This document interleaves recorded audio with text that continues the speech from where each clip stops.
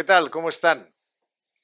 Nosotros aquí muy bien acompañados, lo van a ver enseguida, para hablar de fondos, que es a lo que venimos. Antes de continuar, me van a permitir que me presente y que presente a la empresa que represento, ya que estamos, qué menos que presentarnos y hablarles, nada, un minuto de Nextstep. Nextstep, ¿qué diferencia Nextstep? Porque al final, en estas cosas, lo importante es qué aporta alguien con respecto al resto.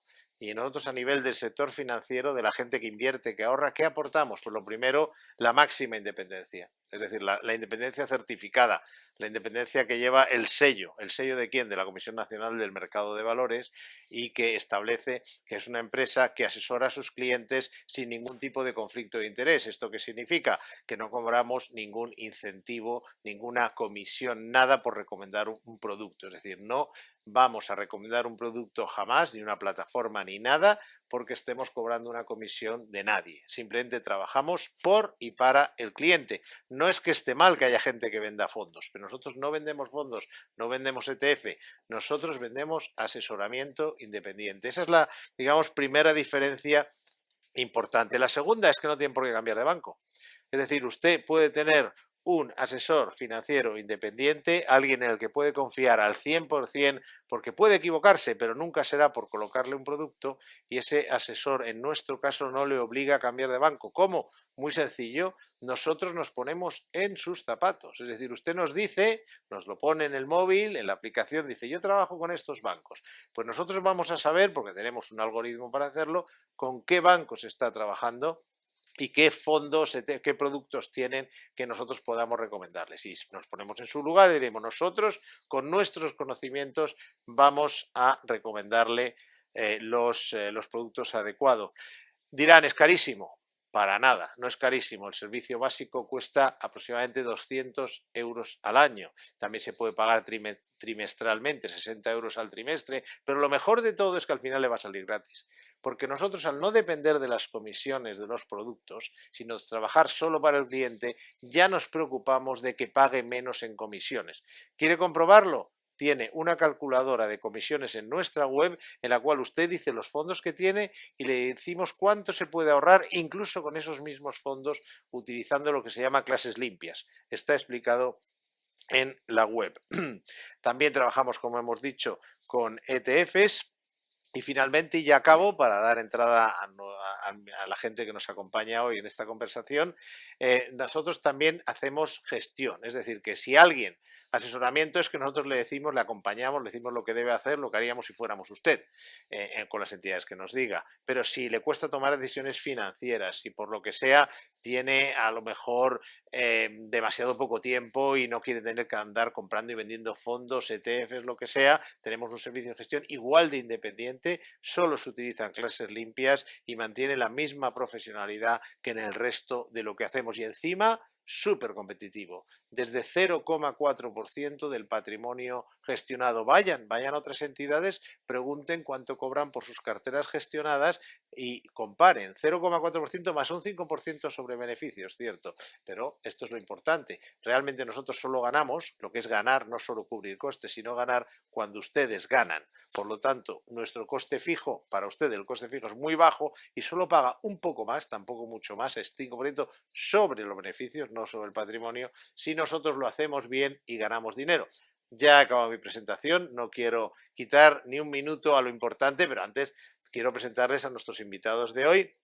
A mi izquierda tenemos a don Jaume Puig, que es, bueno, es que no necesita presentación. Si hay un gestor que se conoce el mercado y que lleva trabajando en esto y que además le gusta lo que hace, les garantizo que es de esas personas que no se va a jubilar del todo nunca, porque le gusta lo que hace, él nos lo explicará luego. Es más, le voy a preguntar, porque yo te conozco muy bien, Jaume, pero, en fin, tú te explicas, cuéntanos por qué estás aquí y cuál es, digamos,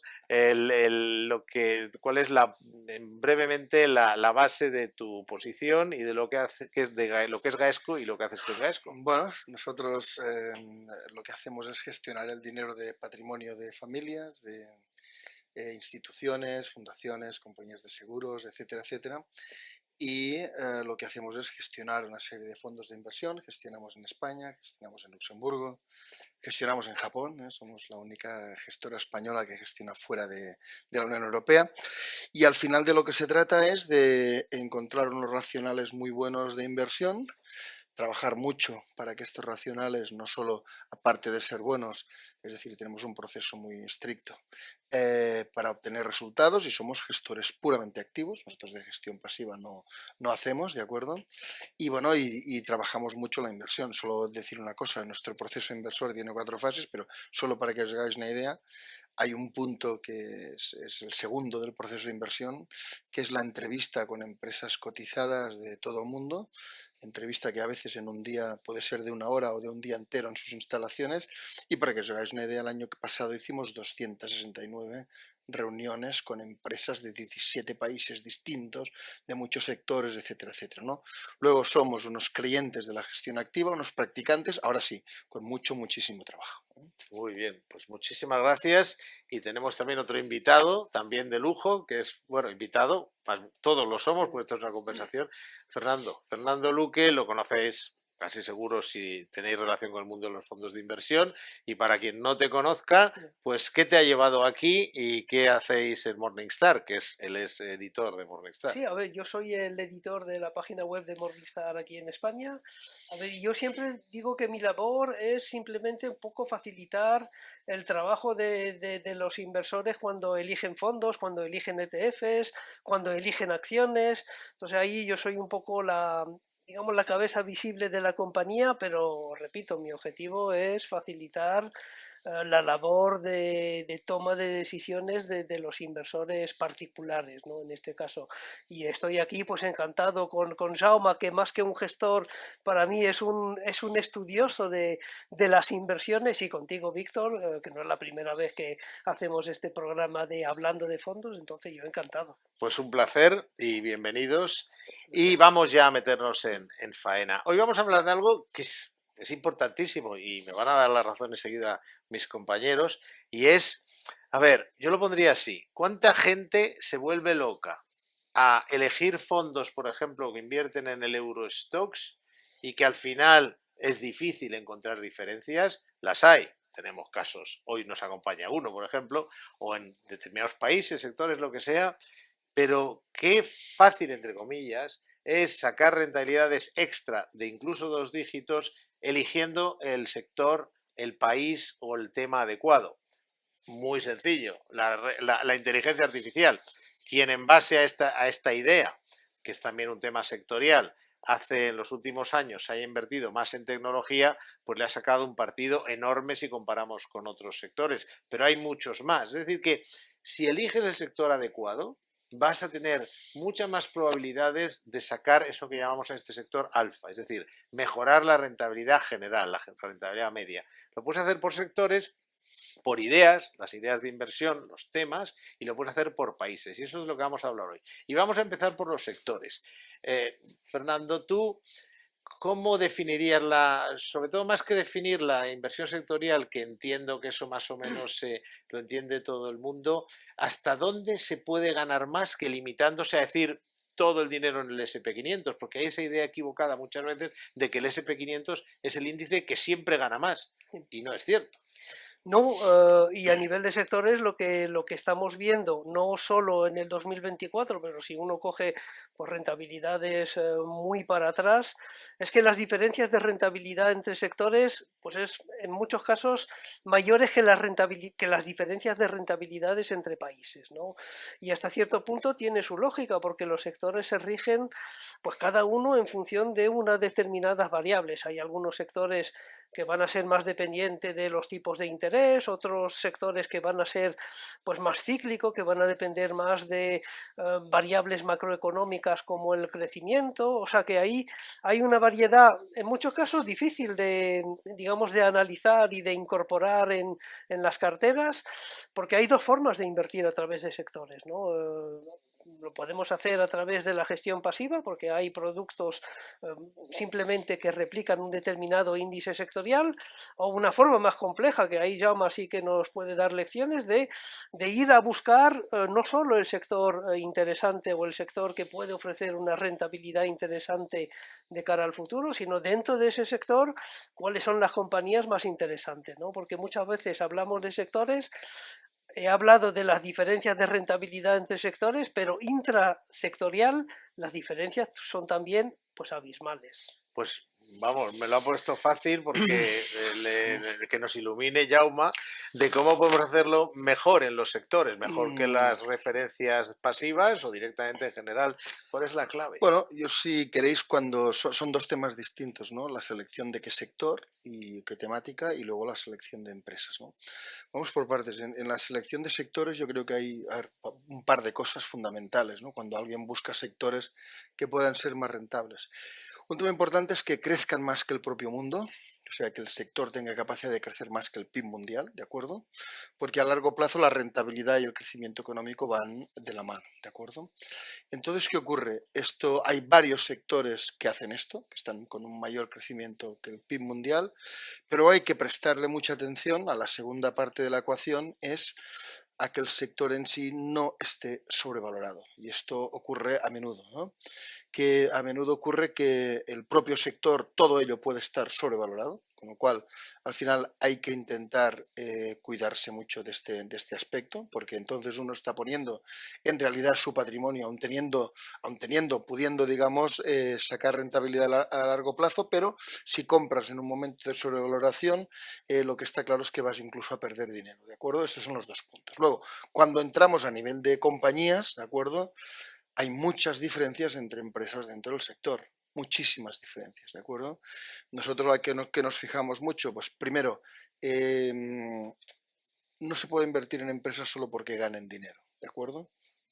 Y nosotros buscamos más empresas, le podemos, si queréis poner una etiqueta, con alma. Es decir, ¿sabéis aquellas empresas que tienen una ventaja competitiva? Es decir, algo que claramente, una innovación que les diferencia del resto. También, Sí, gente que las lleva. bueno, sí, lo primero es la actividad, ¿no? Pero y hay actividades que por mucho que ganen dinero no vas a invertir. Segundo, la razón por que os decía antes que hacemos estas tantas reuniones con empresas, nosotros el motivo de la reunión, o sea, evidentemente te sirve para conocer más de la empresa, pero el motivo primordial, cuando hacemos las reuniones ya nos conocemos la empresa, ¿de acuerdo? Uno de los motivos primordiales es ver si la gente que están llevando esa empresa, el CEO, el CFO, etcétera, etcétera, son gente con visión de largo plazo, o sea, están pensando en la empresa 20 años o están pensando en el bonus, en su bonus del año que viene. Y ahí yo os diría que con esto, o sea, con tantas reuniones y con tantos años haciéndolas, hay diferencias memorables, ¿eh? Claramente hay equipos directivos que sorprenden por positivo y equipos directivos que sorprenden por negativo. Entonces, si en la fase 1 empresas con alma, pero la fase 2 pensamos que son cortoplacistas, que evidentemente es un juicio de valor, ¿no? Y nos podemos equivocar. Ejecutivos con bonus versus Sí, ejecutivos sí, con sí. visión. Bueno, o con bonus de corto plazo o visión. Entonces, esto ocurre, ¿eh? Y ponemos una X y no seguimos las otras dos partes del proceso, ¿no? Pero yo os digo una cosa, de lo que más he aprendido con los años, o sea, si me pregunta alguien cuando estudiábamos, ¿no? Recién acabando y tal, yo pensaba que todos los ejecutivos de empresas cotizadas eran poco menos que superhombres, ¿vale? En aquel momento. Luego, tantas reuniones, tantos años, ves a unos que evidentemente lo son, ¿de acuerdo?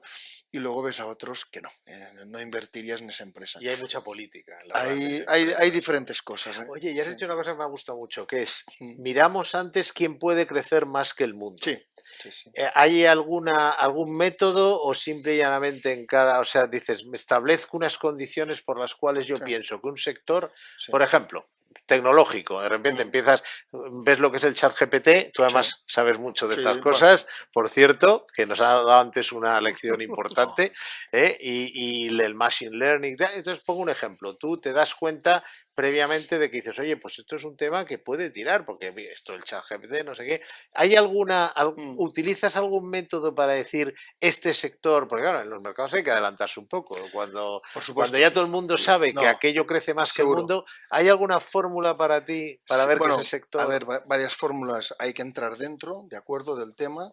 Nosotros en lo de la inteligencia artificial tenemos un fondo que hace más de 20 años que hacemos machine learning, es decir, conocemos bien la potencia de la herramienta, lo que puede hacer, lo que no puede hacer, pero al final tiene que ser algo que tú entiendas el por qué aquello ocurre, ¿de acuerdo? Por ejemplo, nosotros en el tema de turismo global tenemos claro... ¿Qué fue lo que ahí Sí, te digo, por ejemplo, sí, nosotros nos ha gustado eso sí, mucha idea, lo sabe la sí, gente que nos conoce, y lo que vimos, nuestra idea fue esto, la gente va a salir de los confinamientos con unas ganas de claro, vivir claro. y vivir en la sociedad de consumo, el viajar, es ir a restaurantes y tal. Y eso, digamos, buscamos siempre un disparador. Cuando Sí, nosotros buscamos un sector, buscamos un disparador. claro. ¿Vosotros buscáis algo de este estilo? Pues sin duda alguna, a ver, cuando nosotros entramos el año 14 con turismo global, ¿no? En aquel momento veíamos que crecía más que el PIB y entendíamos los motivos que llevan a que crezca más que el PIB, ¿no? Luego hay momentos, como tú bien decías, de disparador. El virus, Tú me sin dijiste duda, una cosa, perdón que me sí, interrumpa, pero es que me encantó una vez sí, hablando de esto, que dijiste, se han cambiado las prioridades de la gente. bueno, sin La duda. gente ahora valora mucho más irse de turismo No, que a lo mejor comer mejor, no sé si comer, pero tener un coche mejor, por ejemplo. mira, Ese es esto es otro tremendo. disparador, Mira, las te lo prioridades de puedo. la gente, ¿no? Las prioridades de la gente ya eran. Antes ya crecía más, pero después del virus el giro ha sido total. Pero para otros sectores también puede valer eso de las Sí, por prioridades ejemplo, puede o... valer para otros sectores. Si quieres, si te lo resumo, es outdoor spending o indoor spending. O sea, Ah, lo que ha caído es lo que gastamos para casa, ¿de acuerdo? Es decir, el indoor spending, ¿no? Que, no sé, las televisiones, el sofá, el ordenador, el comprarse un ordenador. A mí, por ejemplo, el comprarme un ordenador nuevo, en realidad me da la misma satisfacción que comprar, no sé, lavaplatos, ¿de acuerdo? Quiero decir, entenderme, ¿no? En cambio, el outdoor spending, lo que la gente gasta fuera de casa, esto ha explotado. ¿Esto dónde lo vemos? Lo vemos en los PMIs de servicios en todo el mundo, da igual que claro. miréis Europa, Estados Unidos, Japón que China, está disparado. Y luego donde lo vemos es en las conversaciones con empresas. Hablas con empresas de servicios, están todas en un mundo fabuloso, venden más que nunca, con un gran margen. Hablas con empresas de bienes, ¿de acuerdo? De según este tipo de bienes, y parece que ellos interpretan que el mundo está en recesión. Y yo digo, Claro, pero cuidado, claro, digo, claro. oye, acordaros que el mundo el año pasado creció un 3,1%, que es lo mismo, ¿no? O sea, que según con quién hablas, ve el mundo de una forma o de otra. Ahora veremos cuándo puede, vamos a poner luego el ejemplo Mm, de cómo puede ser eso en el futuro cuando haya una rotación. Pero vamos, también quiero conocer la opinión de Yo tengo Fernando. una pregunta para Osama, mm, porque claro, su sí. fondo de turismo, ¿tú cómo crees que lo ve la gente? ¿Como un fondo sectorial o como un fondo de renta variable global? A ver, es un fondo de renta variable global porque tiene empresas de todo el mundo y quien quiera llamarle sectorial puede llamarle sectorial, ¿de acuerdo? Aunque yo lo único que veo que es un espacio, primero, que hoy en día es un 10% del PIB mundial, pero como va creciendo en proporción mucho más, ¿no? Entonces lo que ocurre es que sigue siendo, es un sector vivencial donde la gente lo que hace es, digamos, gastar mucho Mm. más, ¿no? Incluso os digo una cosa, con estas conversaciones con empresas, estamos con un altísimo ejecutivo de Marriott, ¿no? La empresa de hoteles mejor del mundo, y nos dijo una cosa que nos hizo pensar, no lo veíamos así. Y nos dijo, no, dice, la generación vuestra y la anterior compró muchos inmuebles, ¿no? Nos dijo. La siguiente no, dice. La siguiente va a heredar muchos inmuebles. La siguiente generación, su previsión de gasto es otra, parte de su estilo de vida, ¿no? O sea que hay una serie de cuestiones que están ahí muy importantes. Ahora, ¿qué sabemos? Que la clase media en todo el mundo, cuando vuelve clase media, lo primero que hace es gastar en turismo, ¿de acuerdo? Por ejemplo, en la India solo un 3% de personas tienen pasaporte. ¿Os imagináis lo que es esto dentro de unos pocos años? Fíjate. Estamos hablando de temas muy, muy importantes. Ya que Sí, te estábamos preguntando las dos cosas, que no me olvide de que ustedes también pueden preguntar. Tienen ahí un botoncito que dice, pero esto es fácil, preguntas y respuestas. Lo que no, lo más importante, eso sí, es que sean exclusivamente sobre lo que estamos hablando. Hoy no es un consultorio de fondos, hoy no hablamos de estrategia de mercados, hoy no hablamos de la Reserva Federal, hoy hablamos de la inversión sectorial, temática o por países. Entonces, las dudas que pueden tener al respecto, es decir, de cómo se elige, etcétera, el tipo de preguntas que nos estamos planteando aquí nosotros, lo pueden hacer a través del famoso botón de preguntas. Antes de pasar a los temas, desde Morningstar o tú Sí. personalmente, él habla de unos triggers, ¿no? De unos temas que son para él lo que dicen, esto es lo que sectorialmente más nos va a interesar. ¿Qué podrías tú añadir al respecto? A ver, nosotros somos una compañía muy enfocada hacia la valoración, ¿no? Es verdad que pues uno puede mirar los fondos pues desde muchos ángulos, ¿no? Desde pues la cartera, los costes, pero nos gusta mirar el tema, especialmente los temas sectoriales, desde el punto de vista de la valoración, porque ahí sí que vemos que hay pues diferencias notables pues en función del entorno macroeconómico y también en función de lo que han subido o bajado determinados sectores, ¿no? Entonces ahí el ángulo que le damos a la valoración, perdón, a la inversión sectorial es a través de la valoración. Es verdad que nosotros no somos asesores financieros, pero bueno, tenemos una opinión, porque tenemos una opinión sobre pues, muchísimas empresas que seguimos desde nuestro equipo de análisis de acciones, y a partir de ahí sí que podemos tener, digamos, una opinión sobre cada uno de los sectores, ¿no? Pero hablando de sectores, es verdad que algunas veces la gente y los inversores consideran que un sector es algo como muy estanco, ¿no? Y es verdad que la industria de la gestión pasiva hace que cuando se habla de sectores, como se hace referencia a determinados índices, pero hay cosas curiosas, ¿no? Por ejemplo, desde un punto de vista, digamos, de la definición sectorial de cada una de las compañías, Meta Platforms no es una compañía de tecnología, por ejemplo, está englobada dentro del sector de comunicaciones, y claro, eso hay que entenderlo, por lo menos el inversor también debe entender todas las definiciones que hace que pues, un determinado producto invierta en una compañía o en otra, cosa que no pasa en la gestión activa, donde ahí pues, el gestor tiene pues, la libertad de incluir compañías del sector o incluso fuera del sector. Un ejemplo así que me viene a la mente de los tres mayores o el mayor fondo de tecnología disponible en España, pues el gestor desde hace ya yo creo que 5 años no invierte en Nvidia, no le gusta la compañía. Y claro, es un poco sorprendente para uno que dice, vale, pues voy a invertir en el sector de Hay tecnología. que analizar las Las carteras, ¿no? carteras, sí. Una cosa importante que estarán preguntándose la gente. Yo voy a poner, lanzo yo el primer ejemplo, pero por ejemplo, estarán pensando, pero bueno, ¿cuánto puedo ganar yo si elijo bien los sectores? A lo mejor esta es más una empresa, más para una pregunta más para los que elegimos, hacemos el asset allocation, aunque es para todos, pero yo lanzo una. Por ejemplo, para empezar, si tú te sitúas en tecnología en los últimos 20 años, corrígeme, pero puedes haber triplicado lo que ha hecho los índices. Estamos hablando de ganar un 300% más de lo que habría pasado si te hubieras quedado en el Eurostoxx o incluso en el Dow Jones. Hablando a grosso modo. O sea que no estamos hablando de tonterías, eso en 20 años, en 10, pues probablemente el doble. Y recientemente, pues también mucho más. También es lo que dejas de perder, porque hay una cosa muy importante. Nosotros, me acuerdo que cuando empezaron a subir los tipos de interés y la inflación, elegimos fondos que apostaban contra los bonos. Era un tipo de inversión sectorial un poco diferente, pero realmente entonces podías ganar mientras caían, lo cual no era muy complicado. ¿Qué más ejemplos? ¿Se os ocurre alguno así sectorial? Por ejemplo, en las mineras en 2022, el mercado, eso más bien para países, pero el mercado de inglés que estuvimos recomendando, acabó plano en la bolsa de Londres, del FTSE, mientras que resulta que a lo mejor en ese mismo año cayó un 20% el SP, ¿no? ¿Hay algún ejemplo que la gente pueda ver de qué hablamos en rentabilidad? Bueno, a ver, por ejemplo, el escenario de normalización de tipos de interés de subida, es evidente que sector bancario, sector asegurador... Fíjate la Banca Europea este mismo año. Sin duda alguna, hace años ya que está ocurriendo, ¿no? Sí, sí. Entonces, esto sin duda alguna, o por ejemplo, temas muy importantes, aunque la gente se ha instalado que los tipos cortos van a caer, ¿de acuerdo? La realidad es que los tipos largos no paran de subir.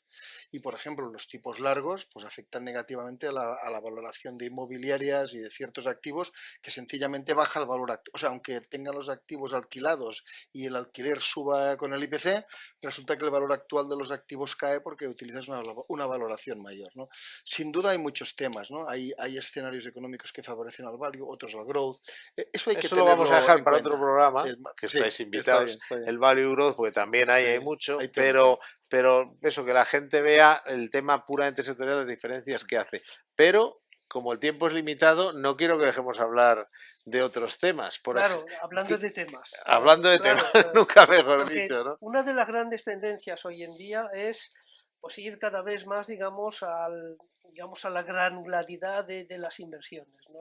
Y hemos pasado de la inversión sectorial, que sigue pues estando presente, a la inversión, digamos, por temática, ¿no? Temática, sí. Que ¿Qué es, diferencia hay con la sectorial? a ver, ¿Cómo lo definirías tú? Vamos. a ver, algunas veces una temática es simplemente, digamos, un subgrupo dentro de un sector. Por ejemplo, pues cogías el tema de la inteligencia artificial, evidentemente, las compañías, digamos, de inteligencia artificial, pues forman parte del sector tecnológico, ¿no? Y luego hay temáticas que han surgido recientemente, pues al albur de, pues, de determinadas actuaciones incluso fuera del ámbito de la inversión. Estoy pensando en todo el tema de, pues de transición energética, que eso claro, hace 10 años pues la inversión temática en transición energética pues no existía. Y es un mundo que va pues evolucionando en función de pues por dónde va pues también las inversiones y las actuaciones, digo, fuera de las propias inversiones, ¿no? Entonces ahí hay cada vez más temáticas, temáticas más precisas y productos pues que van dirigidos pues a esa temática en concreto. Y una pregunta, ¿por qué pensáis vosotros que la ciberseguridad, o sea, yo veo todos los días alguien intenta engañarme por internet, por Seguro. el teléfono? Afortunadamente todavía no lo han conseguido, pero acabaré cayendo. Pero es impresionante, o sea, es que es como si estuvieras en el salvaje oeste. ¿Por qué, por ejemplo, la ciberseguridad todavía no es un sector o subsector potente? Porque hay pocas empresas puras de ciberseguridad. Es decir, en este concepto hay monstruos, que una parte es la ciberseguridad, Ah, ya. pero si tú quieres ir a ciberseguridad puro te vas a encontrar que te faltan empresas, ¿no? Pero lo de las temáticas que decíais es realmente muy, muy importante. Yo, por ejemplo, os decía, en esto que os decía del turismo global, como la gente invierta en sectores se pierde temáticas. Por ejemplo, porque Samsonite está en el sector de turismo, ¿no? Y de ocio y turismo, no, no lo está. Pero tú sí puedes hacerlo como No, gestor yo lo hago activo. porque... Puedes... No, lo hago porque está en la temática. ¿En qué paga el... Esto es importante, o sea que tú como gestor activo no tienes que limitarte al sector, sino No, a todo lo que no. afecta a la Por temática. ejemplo, los que quieran invertir en un sectorial de ocio y turismo, por ejemplo, por poner una idea, hay una parte importantísima que es juego online. ¿Qué tiene que ver esto con el turismo global, que es lo que hacemos nosotros? Nada. Con lo cual, si alguien pretende cogerlo con un ETF y tal, no coge el fenómeno de turismo global en absoluto. O una Visa, el turista paga en Visa, y tantas empresas que no lo son. A lo mejor lo que la gente entiende de turismo es un tercio de lo que es el fondo. ¿Sabes qué quiero decirte? Sí, sí. Pero a nosotros lo que nos interesa es el turista en qué gasta, ¿no? Cómo planifica, en qué gasta, lo que utiliza. Entonces, claramente hay una gran diferencia entre temáticas y sectoriales. Los sectoriales están muy acotados, ¿no? Sí.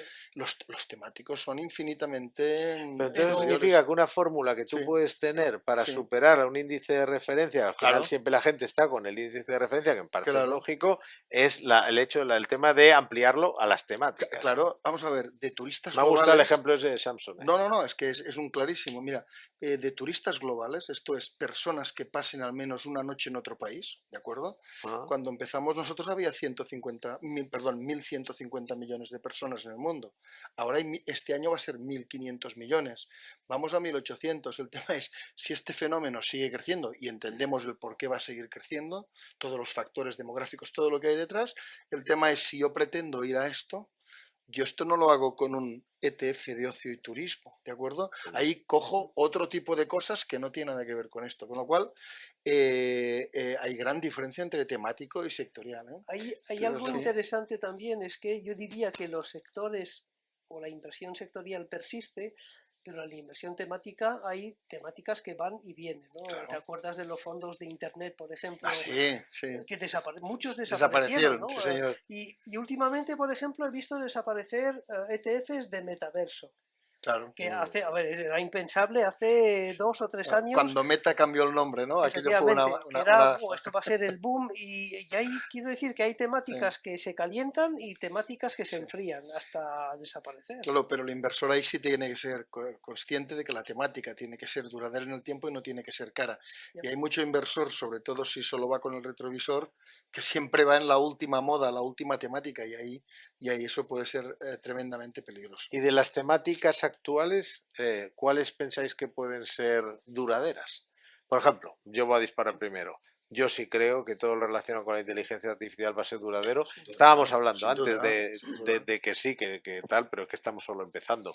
Y en sin cuanto nos duda. hemos puesto a hablar fuera de cámara de las cosas que pensamos que se puede hacer en una empresa con la inteligencia artificial, no hemos parado. Hemos tenido que parar porque teníamos que estar con ustedes, ¿no? Sin duda. Y algún otro, el No, pero propio el turismo, no, el entiendo. turismo global, sin Claro. duda, esto Y está algún creciendo otro que disparado. Pero, por ejemplo, digáis, la inteligencia artificial que decías, al final es productividad para todas las empresas, eso. sean del sector que sean, ¿no? Es decir, bueno, lo que decías, no es tecnológica, no. Su modelo de negocio la palanca en la tecnología, pero no es tecnológica punta, ¿no? Hay muchos ahí. Hay una serie de temas de nuevas energías renovables que están para quedarse, que hoy, por ejemplo, son muy minoritarias. En España, por ejemplo, hay energías renovables donde no hay restricción de oferta, solar, ¿no? Podemos hacer parques solares todos los que queramos.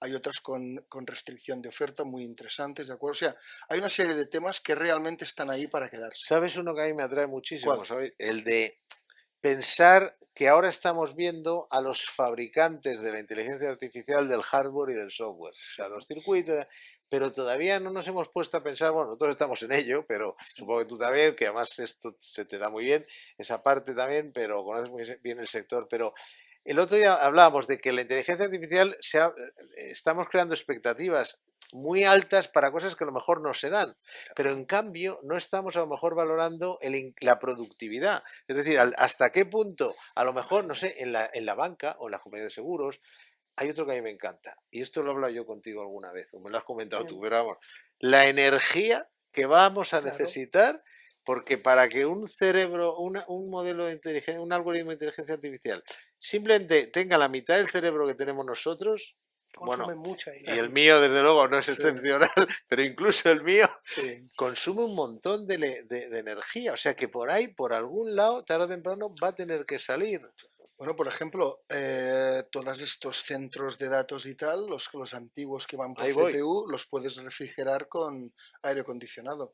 Los que van con GPU, tipo Nvidia y todo lo que va a venir, estos son los con agua. Es decir, aquí hay muchísimas cosas que sabes que va a crecer mucho y hay muchas empresas estudiando de qué forma optimizas esto. Porque, por ejemplo, como a alguien se le cura refrigerarlo con agua, ¿sabes? Aquello a lo bruto que pase por encima, vamos, es un consumo tremendo. O sea, hay muchos de estos O sitios sea, para... ¿podría llegar a ser el Sí, sector eléctrico un tema relacionado con el desarrollo de la inteligencia artificial? Seguro, a ver, es un, digamos, sector que consume mucha energía y ahí pues empresas pues tipo pues Google, bueno, mm, Alphabet, incluso Meta, pues están desarrollando sus propias unidades nucleares, ¿no? Para reducir O el sea, gasto ¿podrían llegar a poner energético. una mini central Sí, sí, nuclear al totalmente. lado de un centro de datos? Claro, Yo incluso creo que lo están planificando, de hecho. sí, yo leí, no sé dónde, los litros de agua es que ingente, consume ingente, una consulta al chat GPT. ingente, Una ingente. consulta al chat GPT consume agua. Y rápidamente, Sí. algún otro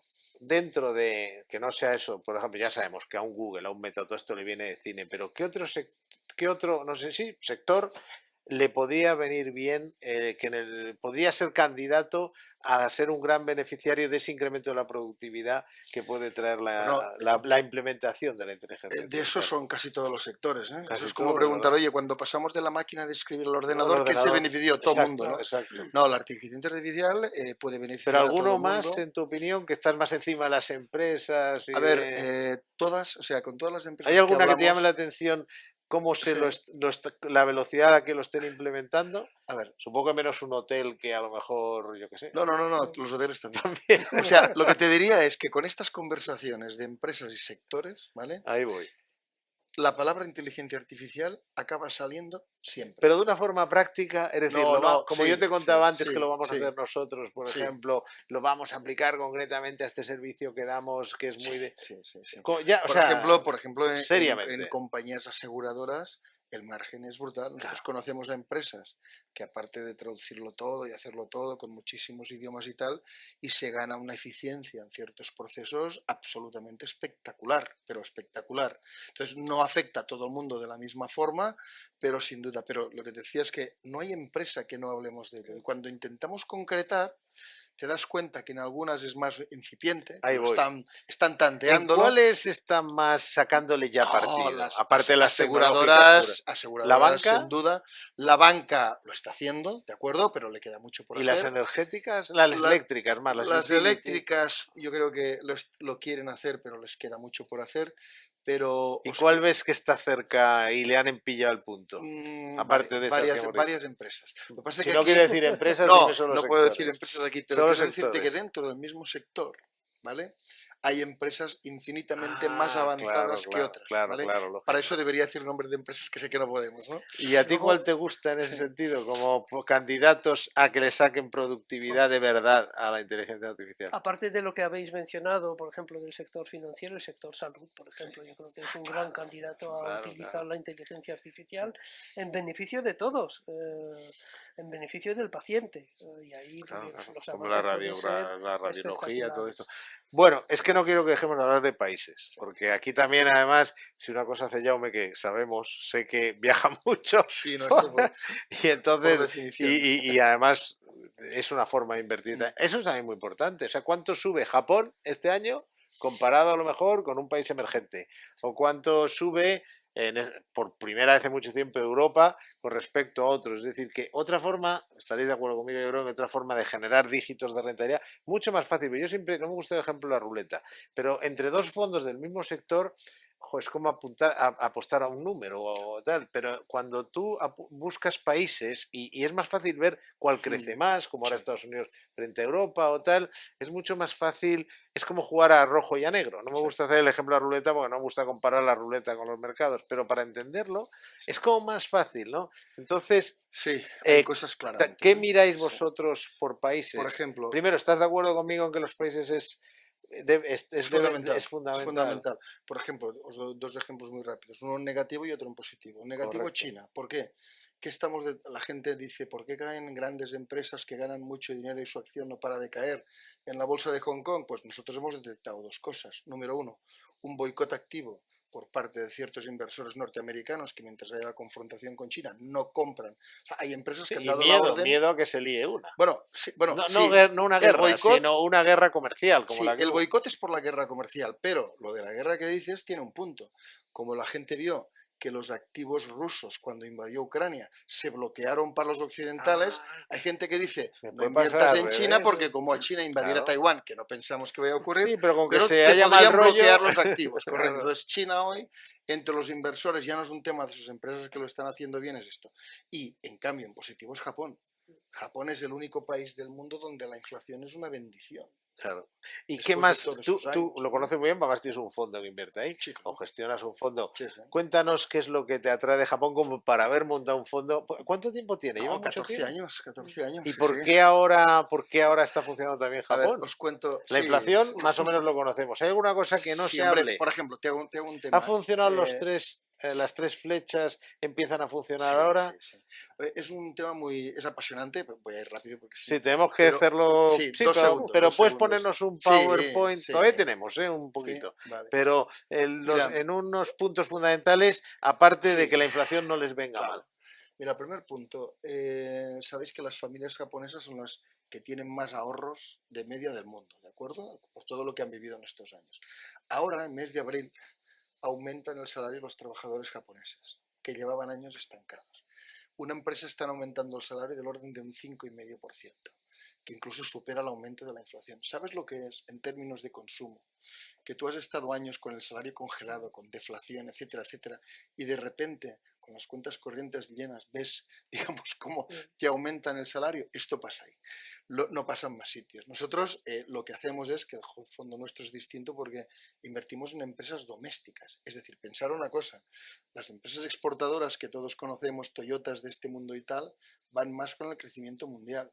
Pero las domésticas, y nuestro fondo por definición, el 85% tienen que ser domésticas, van con la economía doméstica. Y lo que está pasando ahí en términos de consumo en Japón no está pasando en ningún otro sitio del mundo, ¿de acuerdo? Ya no os hablo de lo que están haciendo las empresas, bueno, Fernando, ¿no? De reducir las posiciones cruzadas accionariales y las El gobierno reconversiones. corporativo. Pero, Claro, y haciendo un poco de Pepito Grillo, sí. yo creo lo que dices, ¿eh? Y creo que al final lo más gordo es lo que importa. Y es que a un país que le viene bien la inflación, pues es casi como si le hubiera tocado la lotería Sí, lo que está pasando sí, ahora, sí, ¿no? sí. Lo que tú has hecho me parece fundamental, el consumo que se reactive. Pero me da un poquito de miedo una cosa, y es que el gobierno, el Estado, posee una gran parte del mercado, porque tuvo que intervenir, En su digamos, momento, comprando sí, en su sí, sí. momento. ¿Qué piensas que van a hacer? ¿Aprovecharán para vender? ¿Lo Sí, lo harán? estamos viendo. Pero lo está asumiendo bien el mercado, Sí, entonces. no, pero el mercado sube hay inversores internacionales entrando, o Y le sea, están. están comprando Se inversores está convirtiendo en internacionales. creadores de liquidez el Bueno, gobierno. sí, o casi si te quieres en inversor de último recurso, porque compró cuando las cosas estaban mal, o sea, el gobierno ha ganado Va a ganar mucha pasta, mucho claro. dinero, sí. Pero no, el tema este es muy relevante porque el tema de Japón es ¿cómo os lo voy a decir? Es algo, incluso aunque fuera, esto Fernando sabe mucho, por diversificación, lo que está pasando ahí no está pasando en otros sitios, ¿de acuerdo? Entonces, se les está disparando todo, se les está disparando por ejemplo, el turismo se va a multiplicar por 8, el turismo que va a Japón respecto al que había hace unos años, ¿de acuerdo? Es decir, cuando la gente ve algo que realmente es como muy distinto, entonces esto es un gran diversificador y tal. Y luego, evidentemente, nosotros somos inversores en euros. Nuestro potencial de rentabilidad viene por la subida de las empresas y por la subida de la divisa. Y como Japón ha tardado tanto en subir los tipos porque no quiere defenderse de la inflación, el yen está bajo. Es decir, la fuente de rentabilidad Que es si ahora doble. empiezan a seguir Por subiéndolos, podría. supuesto. O sea, ¿tú crees que el yen Bueno, el yen está en zona de mínimos y se ha podría ganado todo recuperar, este me dinero refiero? solo con la subida bursátil. Ahora queda la subida bursátil pendiente, que es muy importante, más la subida de yen contra euro. Qué importante en un momento dado también esa parte de la divisa. En Pero fin, hablar de tenemos países que también es hablar danos de una. sectores. Perdón, Que hablar de países es hablar de sectores. pues dínoslo en 3 minutitos En- para que pasemos a las preguntas, pero me ha sonado muy bien eso que has dicho. O claro, sea, que no porque podemos dejar de contarlo. tú cogiste al principio el caso de la bolsa americana. La bolsa americana, pues ya el sector tecnológico, pues ya es más de un 30%. Y eso sin contar lo que decía de Alphabet y de Meta. Si lo metes ahí, pues es probablemente más de un 40%. Y eso también tiene su impacto, ¿no? A la hora de analizar los mercados. Japón, no tengo ahora mismo la imagen sectorial, pero seguro que es muy, muy distinta de la europea y de la Bueno, y americana. semiconductores también Japón Bueno, probablemente. Japón tiene, por ejemplo, tiene empresas, no nombro Bueno, y empresas, videojuegos pero y de todo esto. robótica de las más Sí, importantes del Robótica. mundo, ¿de acuerdo? De coches, no hace falta que os lo diga, porque pensar una cosa, ¿qué coches están disparando? Los híbridos. ¿Quién inventó los híbridos? No hace falta que os lo Es diga, ¿de verdad, acuerdo? es verdad. Es decir, tiene una serie de empresas punteras a nivel mundial y, por ejemplo, a mí lo que sorprende es la percepción de inversores. Con el mismo roce o ROE que una empresa americana, en Japón están mucho más baratas, a misma rentabilidad empresarial. Sí, O sí. sea, hay otro tipo de conceptos que te hace, digamos, ir más a un sitio que a otro, ¿no? En fin, la verdad es que esto es lo que pasa siempre, cuando se animan las cosas y más entretenido están, tienes que acabar. Pero bueno, así nos quedamos con buen sabor de boca y para la próxima ocasión. Y realmente yo creo que ha quedado una cosa clarísima. Es mucho más fácil optimizar una cartera de inversión sabiendo elegir sectores, países, temas súper interesantes, lo habéis comentado ahora, dentro de los países en un fondo, qué sectores y qué temas están manejando. Estamos hablando de esto. En fin, es que la verdad es que las posibilidades ahí son enormes y son más fáciles. Entre dos gestores que están compitiendo por hacerlo mejor que el SP500, que además todas las empresas son hiperconocidas, es difícil elegir al gestor que va a ganar, aunque hay que también hacerlo, evidentemente. Pero es que a la hora de ver quién lo va a hacer mejor que el mundo, no es fácil. Pero desde luego muchas veces es mucho más evidente, sea a nivel de sectores, países o temáticas. Así que, oye, muchísimas gracias, Jaume. A Ha sido vosotros, un muy verdadero encantado. placer, como siempre, hablar Esto es una contigo. conversación entre amigos, o sea que Pues muy bien, claro que lo me es. Y encanta. Fernando, gracias, como Víctor. siempre, muchas gracias. Y gracias a ustedes. Y ahora no se vayan, porque pasamos al turno de preguntas antes de la despedida definitiva.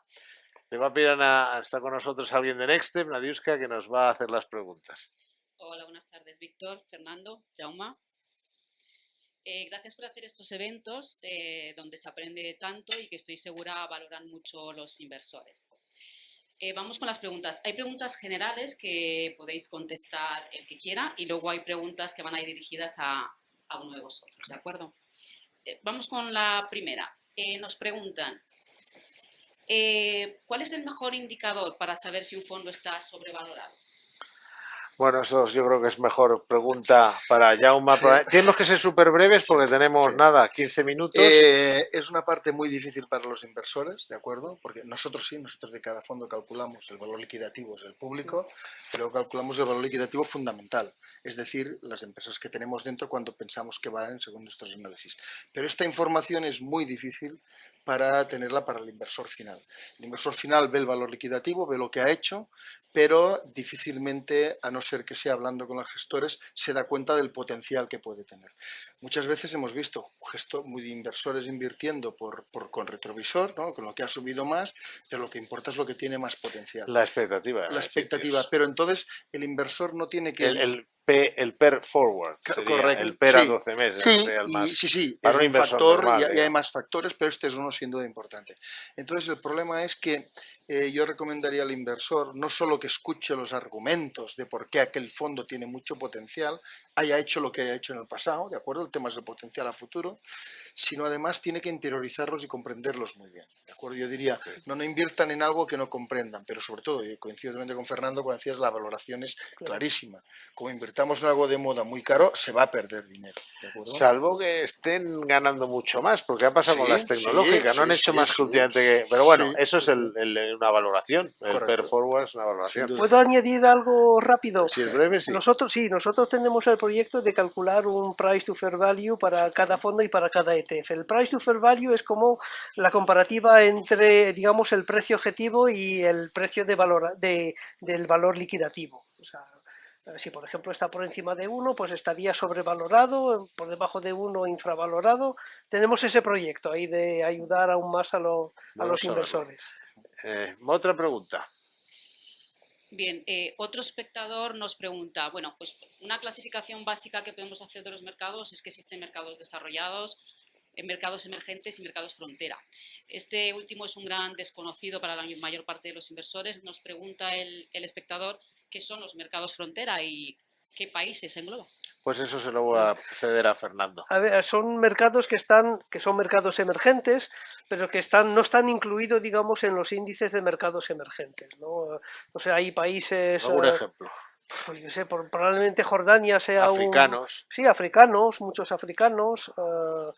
Y sí, es un tema interesante, difícil de abordar, porque tampoco hay demasiados fondos que invierten en mercado frontera. Y ahí pues todo es cuestión también de valoración, como en los mercados desarrollados. Tiene mucho que ver con las materias primas. Al final son países donde afecta mucho los minerales, las materias, eso también pesa bastante, sí, ¿no? En y ahí influye mucho si pasa, digamos, de un segmento a otro, si pasa de mercado frontera a mercados emergentes, ahí hay mucho flujo de dinero que va hacia mercados emergentes y que se pueden ver beneficiados. Muy bien. Más. Víctor, ¿nos podrías decir cuál es el mejor benchmark para seguir la evolución de la bolsa china? Pues el CSI 300, sí, creo yo, es el más representativo. Y no voy a emplear más tiempo para dejar tiempo a las preguntas. Nosotros usamos el CSI 300 como el mejor referente, aunque luego en China, cuando llegue el momento, que probablemente no ha llegado todavía, pero llegará a nivel tecnológico, es un país interesante, siempre y cuando no haya miedo a que te has metido en un lío, pues digo que no es el momento. Pero hay hay unas empresas chinas que cotizan en el Nasdaq, que es el Nasdaq Golden Dragon, se llama, ¿no? Ese es un buen índice para la parte de la tecnología china, ese también lo utilizaríamos nosotros. Más preguntas. De acuerdo. Fernando, bueno, nos comentan, creo que hay un espectador que no consigue filtrar o no consigue hacer una búsqueda de los fondos sectoriales, que hemos estado hablando tanto. Y bueno, ¿podrías decirnos un poco cómo buscar los fondos por sectores en la web de Morningstar? Sí, es fácil. A ver, tenemos categorías que son puramente fondos sectoriales, con lo cual si busca un fondo de tecnología, pues hay un sector de tecnología. Y luego dentro del buscador hay algo interesante, es poder buscar cuál es el sector principal del fondo. que no tiene por qué ser un fondo sectorial. Es decir, yo quiero buscar un fondo de renta variable global que tenga como sector principal la energía. Hay pocos, pero bueno, es un ejemplo. Y ahí pues con el buscador es una forma de buscarlo. Muy bien. Perfecto. Más. Perfecto. Jaume, nos comentan, acabo de ver que vuestro fondo de renta variable Japón tiene muy buenas rentabilidades. ¿A qué es debido? ¿Por qué tiene mejor rentabilidad que otros de esta categoría? Bueno, primero, aunque se llame Japón, en realidad debería llamarse Japdom, porque nuestro fondo, la diferencia primordial que tiene es que como mínimo el 85% tienen que ser empresas Japón domésticas. La mayoría de fondos japoneses tienen Japón exportadoras, es lo que más pesa en los índices, ¿vale? Y entonces, como ahora esto va de economía doméstica japonesa más que de economía internacional, salimos favorecidos. Y el segundo punto, intento pensar, es un fondo que tiene entre 25 y 27 empresas y creo que algo contribuimos con nuestra, A elegirlas, ¿no? con nuestra selección de valores. Perfecto. Japdom, eso tomamos Sí, nota, ¿eh? debería llamarse así. Muy interesante ese detalle. Perfecto, tomamos nota. Víctor, nos preguntan, si contrato sus servicios, ¿tendrían en la cartera estos fondos sectoriales, estos sectores que habéis comentado durante la Bueno, yo no voy a entrar en lo que tenemos ahora en la cartera por respeto a los clientes, pero sí les diría que una ventaja de trabajar con nosotros es el hecho de que no tenemos límite. No tenemos límite en el sentido de los fondos sectoriales, temáticos. El asesor independiente tiene una enorme ventaja. Es que puede recomendar bueno, tú ya lo sabes que te va a contar, cualquier fondo del mercado. Igual que Morningstar puede analizar cualquier fondo del mercado, nosotros si mañana pensamos que es Japón, o pensamos que es la inteligencia artificial, o pensamos que son las mineras, o pensamos que es cualquier cosa, y dirán, bueno, eso lo hace cualquiera. No, muchas entidades tienen sus fondos, que pueden estar muy bien, pero son los que son, y no tienen necesariamente uno de inteligencia artificial o de minería o de lo que sea, y hay otras que tienen fondos de tercero, pero solo algunos acuerdos que tienen con esas entidades. Es decir, que a lo mejor tienen fondos de Japón, fondos de tal, de Estados Unidos. Nos ha pasado mucho encontrar entidades que tengan fondos del Nasdaq, simplemente el Nasdaq. Yo no quiero dar nombres, se dice el pecado pero no el pecador, pero hay casas muy importantes que no tienen un fondo que invierta solo en el Nasdaq. Y no te quiero decir el Nasdaq 100, eso es de nota. En cambio, nosotros no tenemos ese límite. Nosotros recomendamos además las plataformas que tienen de todo, es decir, les ayudamos a la gente a encontrar plataformas donde haya absolutamente de todo, con lo cual así al nosotros también recomendar no nos falta de nada. Es decir, que si mañana un sector tira, esta casa puede recomendarlo. Otra cosa es que tengamos la visión de detectarlo y no lo garantizo siempre, pero nosotros lo que no vamos a tener la limitación, incluso yo he visto gente que trabaja en entidades financieras que dicen, sí, yo sé que esto va a funcionar muy bien, pero nosotros no lo tenemos, no lo recomendamos porque no nos da comisión, no tenemos un acuerdo para colocar estos fondos. Y claro,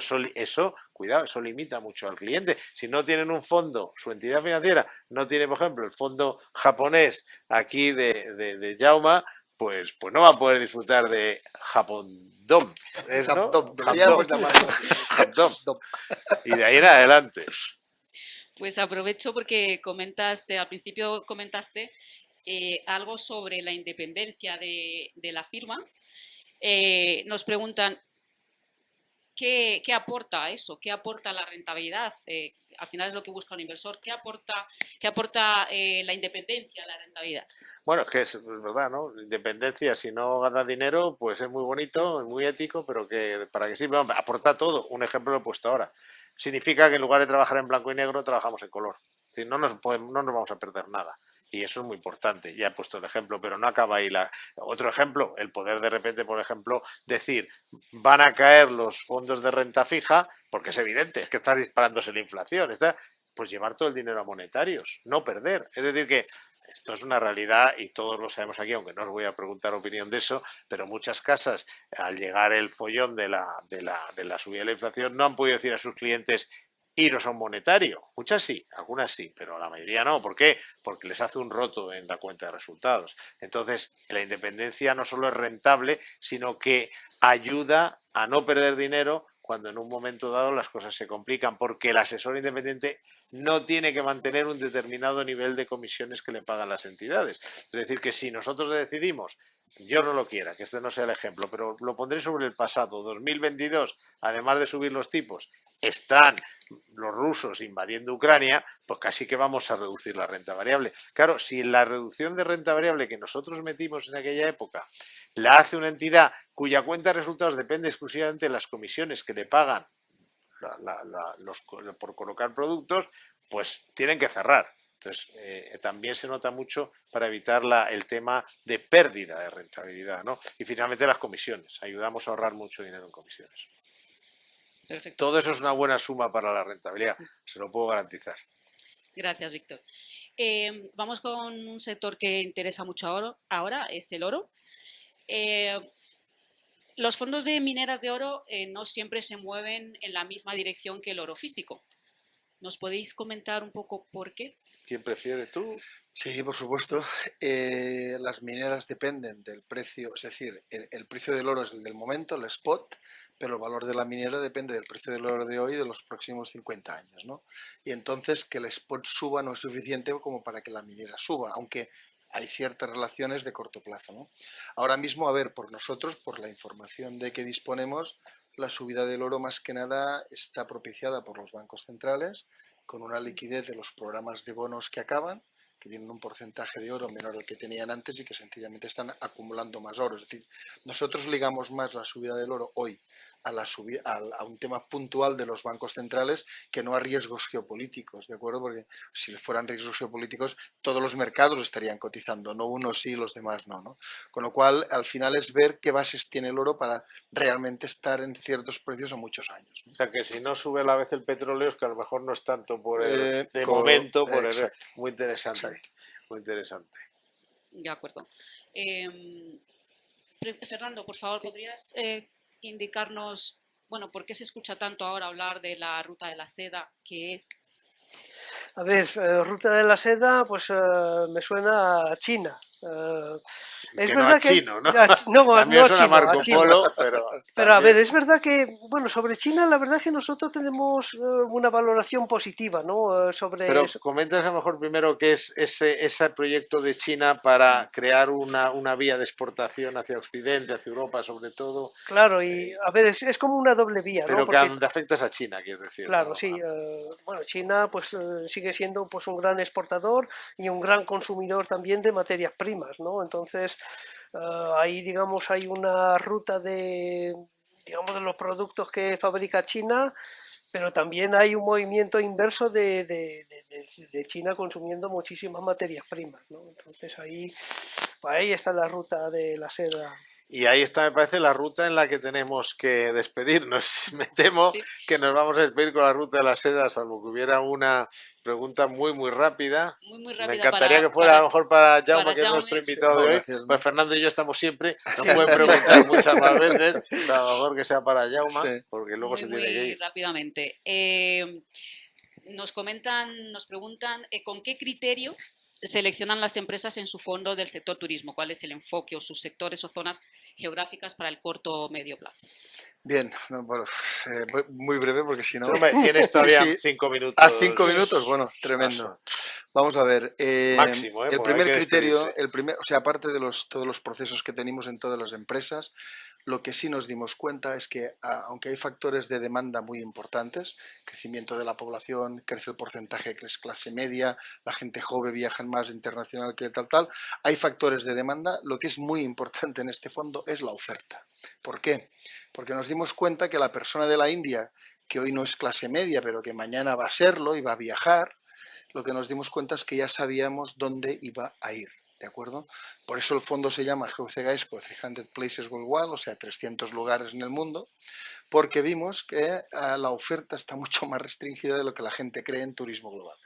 Significa que cuando la persona de la India, nueva clase media, va a viajar, ir a Nueva York, ir a Venecia, etcétera, etcétera. Entonces, para seleccionar las empresas, aparte de los criterios básicos de valoración y todo lo que hacemos, que he comentado antes, una cosa es a cuántos de estos 300 lugares dan servicio. Y priorizamos aquellos que dan servicio a estos sitios, lugares, porque aproximadamente estos 300 lugares, números redondos, concentran el 85% del turismo global. ¿De acuerdo? Entonces, esto es un punto, por ejemplo, muy importante en este fondo, que en otros fondos, evidentemente, no juega, ¿no? Por ejemplo, una idea, compramos los aeropuertos de Venecia. Venecia es uno de estos 300 lugares y Claro. es una empresa pequeña en Italia que no conocía a nadie, cotizada, nos la acabaron opando y era una empresa perfecta para este fondo, que además estaba barata que nadie la veía, ¿no? Entonces hay empresas muy grandes, el Booking de este mundo, o sea, todas las grandes, pero hay muchas especialidades pequeñas que a lo mejor la gente conoce poco, pero que sabemos. No solo crecen los cruceros normales, crecen mucho los cruceros de tipo expedicionario, 7 veces más caros, ¿de acuerdo? Que vas con científicos y vas a las Galápagos y te explican lo que pasa. Es decir, identificas una serie de temáticas muy importantes. Y luego, no solo son en cuántos lugares das servicio, sino la localización. Según a dónde vayáis de viaje, veréis que hay hoteles con una localización muy determinada que no se puede hacer ningún otro hotel, ¿de acuerdo? En esa localización. Claro. Entonces, este punto de vista de a dónde ofreces servicio, qué tipo de servicios ofreces, si son de futuro, más futuro o menos futuro, son muy importantes en la selección, ¿no? Como añadido a todo lo demás, que he comentado antes. Pues oye, me parece una estupenda forma de acabar, porque nosotros, que somos los primeros que cuando vemos que no se puede superar, que no hay muchas posibilidades de superar un índice de referencia y es mejor utilizar un producto indexado, lo vamos a decir porque no vivimos de comisiones, es un placer ver cómo funciona cuando la gestión activa merece la pena, porque hay unos criterios de por qué se está haciendo eso. Desde, vamos a ver, ¿qué está más barato? No, más barato no. ¿Qué tiene más expectativas de crecer que el mundo en general? Hasta dónde están esas pequeñas empresas. Y me gusta mucho eso, que además están en los 300 sitios, ¿no? Pero bueno, por lo menos ahí hay un criterio. Se hará unas veces mejor o peor, pero hay un criterio. En fin, lo dicho. Mil gracias, Fernando. Mil gracias. Pues gracias a Y vosotros. no quiero Gracias, pasarme tiempo, sobre todo por ti, que sé que tienes que ir. Sin Y problemas. gracias a ustedes por estar otra vez con nosotros, y espero que, en fin, hayamos podido mejorar su conocimiento sobre los fondos de inversión y que además hayan entretenido tanto, por lo menos tanto como me he entretenido yo. Muchas gracias y hasta la próxima vez que nos reunamos para hablar de fondos.